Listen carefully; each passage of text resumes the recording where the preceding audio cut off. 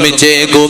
ഇതിന്റെ അർത്ഥം അതാ മതത്തിന്റെ പുറത്തുള്ള ഇതര മതസ്ഥർ എന്നല്ല. ഇതര മതസ്ഥരും മുസ്ലിംകളും നല്ല ഒത്തൊരുമയിലാണല്ലോ ഉള്ളത്, നല്ല സൗഹൃദത്തിലാണല്ലോ ഉള്ളത്. ഞാനിപ്പോ ഓർത്തു പോകുന്നു, നിങ്ങളുടെ കേരളക്കാരനായ ഒരു മലയാളി അർജുൻ.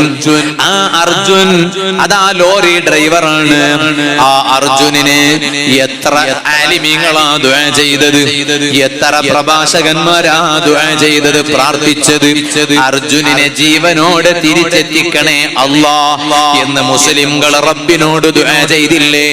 ഹൈന്ദവർ അവരുടെ ദൈവത്തോട് പ്രാർത്ഥിച്ചപ്പോൾ അതേ മുസ്ലിമീങ്ങൾ സാധാരണക്കാരും പണ്ഡിതന്മാരും എല്ലാവരും അല്ലാഹുവിനോട് ആ സഹോദരനെ ജീവനോടെ തിരിച്ചയക്കണമെന്ന് ദുആ ചെയ്തില്ലേ?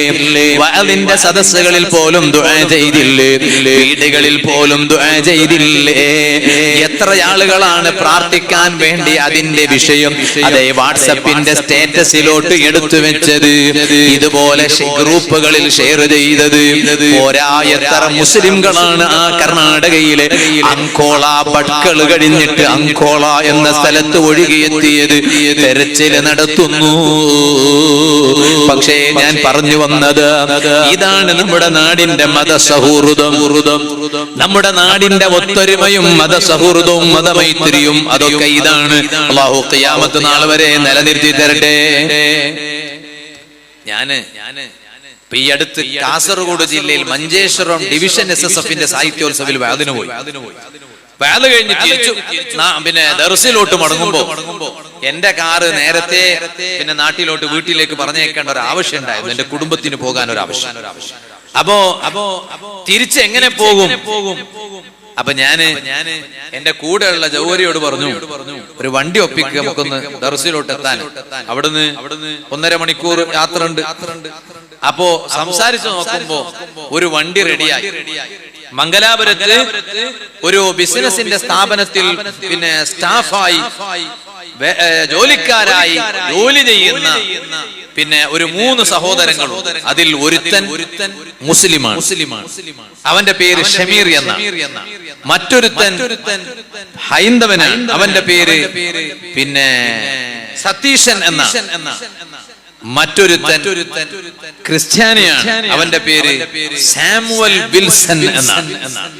അപ്പോ ഈ പ്രഭാഷണം കഴിഞ്ഞ് എന്നെ എന്റെ ദർസിലോട്ട് എത്തിക്കാൻ വന്ന കാറ് വാഹനം ഇതര ഹൈന്ദവ സഹോദരങ്ങൾ എന്റെ സംസാരം കേൾക്കുന്നുണ്ടെങ്കിൽ അവർ മനസ്സിലാക്കാനും കൂടിയാണ് ഞാൻ ഇത് പറയുന്നത്. ലൈവിൽ കേൾക്കുന്നവരുണ്ടെങ്കിൽ അവരും കൂടി മനസ്സിലാക്കാനാണ് ഞാൻ ഇത് പറയുന്നത്. അപ്പോ ഞാൻ ആരുടെ കാറിലാണ് ഒരു ദീനിയായ വഅദ് കഴിഞ്ഞ് മടങ്ങിപ്പോയതെന്നറിയുമോ? ഹൈന്ദവ സഹോദരനായ സതീശൻ എന്ന് പറയുന്നവൻ സൗജന്യമായി കാറ് തന്നതാണ് ഉസ്താദിനെ വീട്ടിലോട്ട് എത്തിക്കാൻ വേണ്ടി, ദർസിലോട്ട് എത്തിക്കാൻ വേണ്ടി. ആ കാറ് ഓടിച്ചതാരാണ്? അത് നേരത്തെ നമുക്ക് പരിചയമുള്ള ഷമീർ എന്ന് പറയുന്ന ഒരു മുസ്ലിം സഹോദരനാണ്. എന്നാൽ ഈ ഷമീർ ഒറ്റക്കാവല്ലോ. അങ്ങോട്ട് പോകുമ്പോ ഞങ്ങൾ ഉണ്ടാവും, തിരിച്ചു പോരുമ്പോ ഷമീർ ഒറ്റക്കാവല്ലോ. ഈ വണ്ടി കൊടുത്ത സതീശൻ അവിടെ ഇല്ല, ഷമീർ ഒറ്റക്കാവുന്ന രീതി. ഷമീറിന്റെ കൂടെ വന്ന ആളാരാണ്?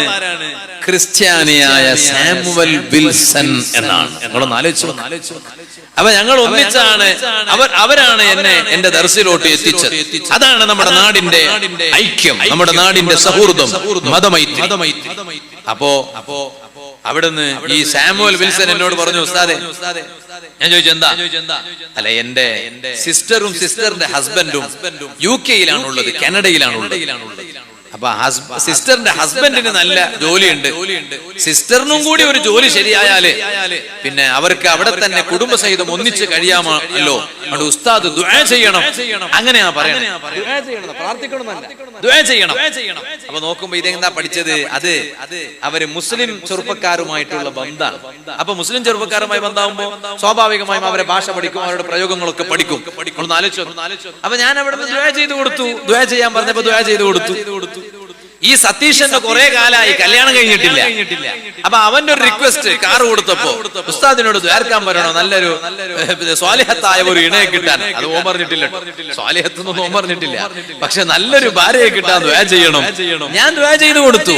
ഞാൻ പറഞ്ഞു വന്നത് അതാണ് നമ്മുടെ ഉപ്പമാരെ, ചെറുപ്പക്കാരെ, നമ്മുടെ നാടിന്റെ ഐക്യവും